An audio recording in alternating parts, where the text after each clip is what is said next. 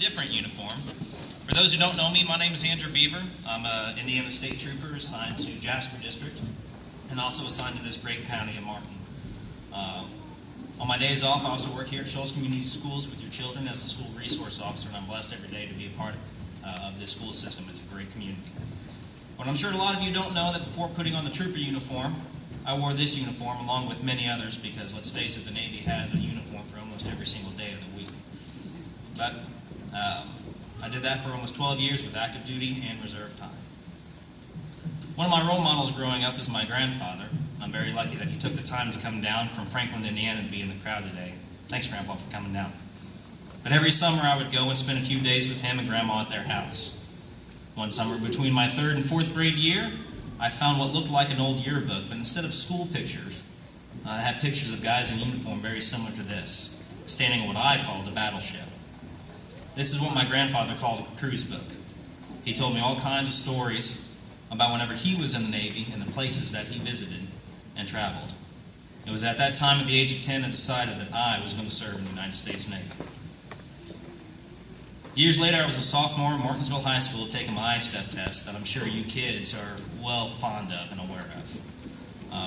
Side note, we did not like them either, so I know you guys don't like taking the I-STEP, but they are crucial and important. But I remember that date. It was September 11, 2001. There are dates in every generation that stand out.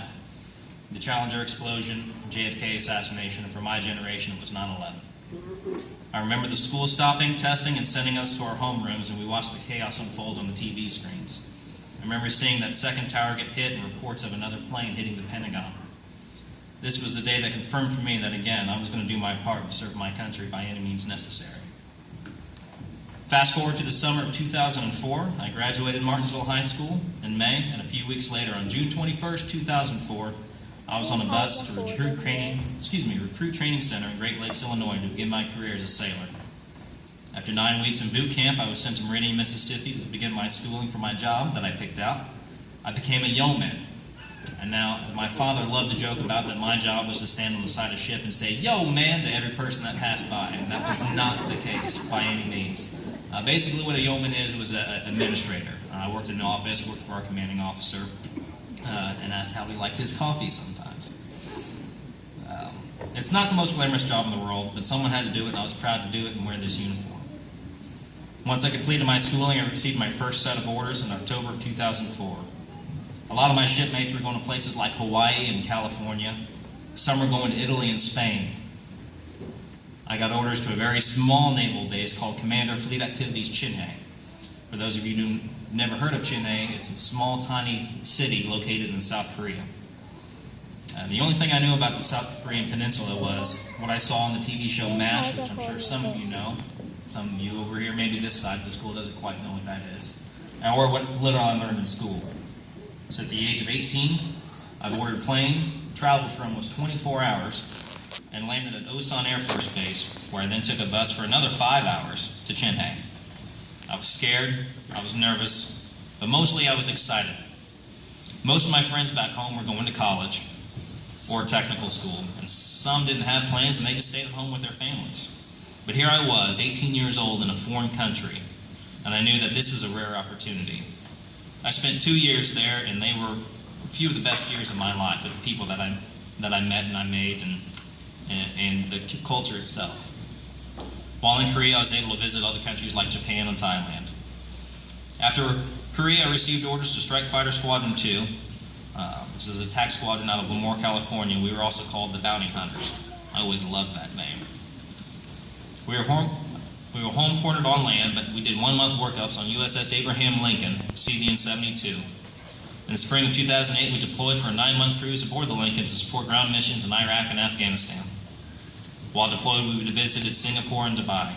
One of my favorite stories I tell about being deployed on the ship is that I would call home to Grandpa, and just how flabbergasted he was that I was able to call in the middle of the ocean from a phone while watching TV and heating up my Hot Pocket in the microwave located on the ship. When he was in the Navy, he had to wait for a port call, then in a long line for a Liberty phone, or even just to listen to a radio. Once home from that deployment, my 4 years were up and I got off active duty, but decided that I still wanted to serve my country and transition to the Navy Reserves. I moved to New York City, where I took a job as a contractor for Navy Recruiting District, New York, and drilled out of Amityville.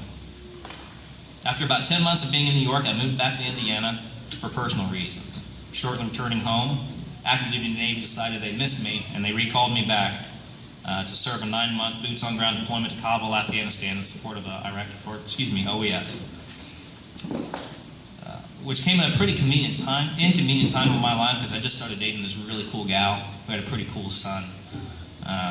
So it came at a real bad time. But spoiler alert, I ended up marrying that cool lady and became dad to a cool son. He's up there and he's shaking his head right now going, oh, geez. But we added 2 more girls to our little family, and I couldn't be proud. Once my time in Afghanistan was up, I came back home, started my family, began my career with the Indiana State Police in 2012, and continued to serve in the reserves till 2016. My time in the military were some of the best years of my life, where I met some of the best people who I consider family rather than shipmates. However, I won't sit here and tell you that every second was great. Being away from family and loved ones is hard. I missed a lot of birthdays, a lot of anniversaries, a lot of holidays. But it was just a small sacrifice. Because you see, I came back with all my limbs. I came back without having to worry how I would handle a large crowd such as this, or loud noises. I never had to stop the bleeding on my best friend after we just got hit by an IED. I was lucky. Some of us weren't. But there's an old song that always hits home for me. So hopefully some of you know it. All gave some, and some gave all. Someone asked me if I would do it all over again or choose a different route, go to college. I can stand here today and say that I would do it all over again and not change anything. Because when my time comes to depart this earth, I will die knowing that I have the courage to defend this great nation from all enemies, foreign and domestic. It ensured that my children and their children could live in a country with freedoms that other countries know nothing about. Military also helped me achieve another one of my life's goals. If not for the discipline that the military taught me, as well as the Navy core values of honor, courage, and commitment, I would not have been able to put on the uniform as an Indiana State Trooper and serve this amazing community today. I'm truly blessed to be assigned here in small town USA and being this town's trooper. I want to say thank you to all my fellow veterans, in the audience, for taking the oath and defending our flag and our nation.